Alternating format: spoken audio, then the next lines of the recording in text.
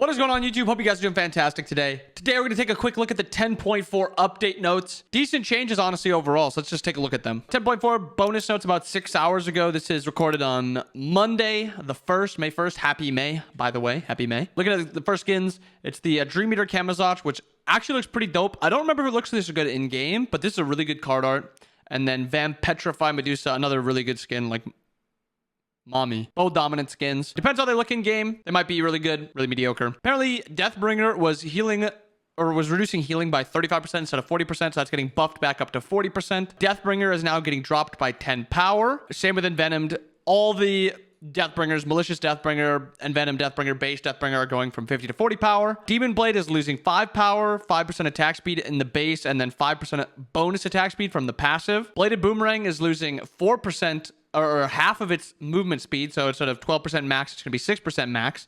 And then lastly in the build, Bloodforge is getting absolutely nuked, down 20 power in the last 2 patches. I wish they kept the power higher and just got rid of the attack speed. I don't know why this item got attack speed in the first place, but now it's going to feel even worse to build. 55 power isn't really that big buff movement speed or big buff power that you wanted. Now it's just 55, which is okay, but it's a 2600 gold item. I don't love this change. I think Bloodforge is going to be dead as an ADC item. I think it's back to Dev's Gloves only. We'll see if Aussie makes a little bit of a run back to give some attack speed to characters that need attack speed. But for now, it looks like it's going to be Dev's Glove meta. And just to take a quick look at the overall stats, this is the current Hunter build and the 10.4 nerfed build between Demon Blade, Boomerang, and Deathbringer. When you did these items, these are the current ones you get from it, and then this is the nerfed. You're going to be losing about 15 power in the build, 10% attack speed, and 6% movement speed. If you think about it though, I mean, 105 power, 45% attack speed, 100% chance to crit when you get the passives from both Boomerang and Demon Blade, and then pen and movement speed from Boomerang and Demon Blade.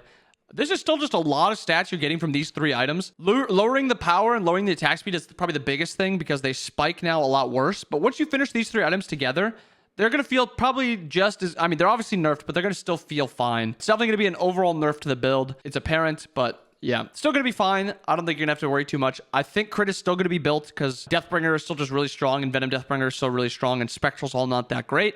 Maybe a new build comes out, but I still think you need crit for the current Fire Giant. I think it's way too tanky to be no critting on that. HiRez next up is losing 5% of the damage increase on basic attacks. Not really too much. You're still going to build the item. I don't think HiRez is really even overbought that much, so I guess it's just a little bit of burst on assassins that wanted to get nerfed, but sure. Doomorb losing 15 power. Again, my biggest gripe with these power items for mages and hunters are they aren't really power items. They're power and movement speed and MP5 and attack speed and pen, and there's just a bunch of different stats that they give. Doomorb as a first item is giving you insane amount of power. It's giving you percent pen so you scale. It's giving you movement speed so you're hard to kill early and late game. And it's giving you just like all those for 2850 gold. It's just the perfect first item. That's my problem with this Doomorb. Changing it from 145 to 130 power. Now it's still really good power. You're still getting power in the passive, so it's going to be, I think it's 150 total now instead of 165. I could be wrong with that, but it's getting nerfed by a little bit of power, but you're still getting the pen. You're still getting the movement speed for survivability. Deso's losing 10 power, so you're losing a little bit of power there. Rod's losing 10 power, and then losing 5% of the damage decrease. So they're hitting a lot of this like power slots, but in my opinion, Rod needs to be that power item. Rod shouldn't have gotten the nerf like this. If anything, Doomorb should have lost this. Maybe you remove like the a little bit of the MP5 from Rod or something else, or just nerf the item's passive. But this is that big mage power spike. Doomorb is a massive mage power spike, and it gives pen, and it gives movement speed. Deso is a big power spike because it's giving you massive power. It's giving you cooldown. It's giving you cooldown resets. It's giving you flat pen. Next up item, Magus. Magus is another item that's giving you a lot of power, a lot of percent pen. It's giving you the passive debuff to make them take more damage. I think this one is the one that I like the most for the nerfs. I think 9% was very high for Magus, so that one will probably feel it a little bit. I think like Rod for sure probably shouldn't even get the nerf from that. It should just get this nerf. Doomorb, I think it doesn't need the pen if you're going to give it movement speed and a lot of power. Deso, I think that the passive needs a nerf, or just shouldn't have the cooldown at all, or it should just be more expensive than it currently is, because this is 2350 gold for all those stats. But that's all the item changes. Next up are the 2 gods that are getting nerfed. Aphrodite losing 5% of her protections shared with a soulmate, and then the jealousy debuff. The protections are a little bit, you're still going to be making your teammate pretty healthy, pretty tanky, but if you think about it, this started at 25%, now it's all the way down to 10%. Somebody had a really good idea I don't know who exactly it was. I just remember getting told that this should just be power instead of protections to kind of force her towards mid, or if they really don't like how she's playing in support right now, it forces her to another role or forces her to at least build power if she's playing in support. And I think that's a really good idea. I think it changes kind of her identity as like this uber tank to maybe a somewhat tank with some power to make your teammates also do more. And then the jealousy debuff or the jealousy buff also getting nerfed. I think the biggest thing is the early game. You're going to be having 1 point into this for about 9 levels.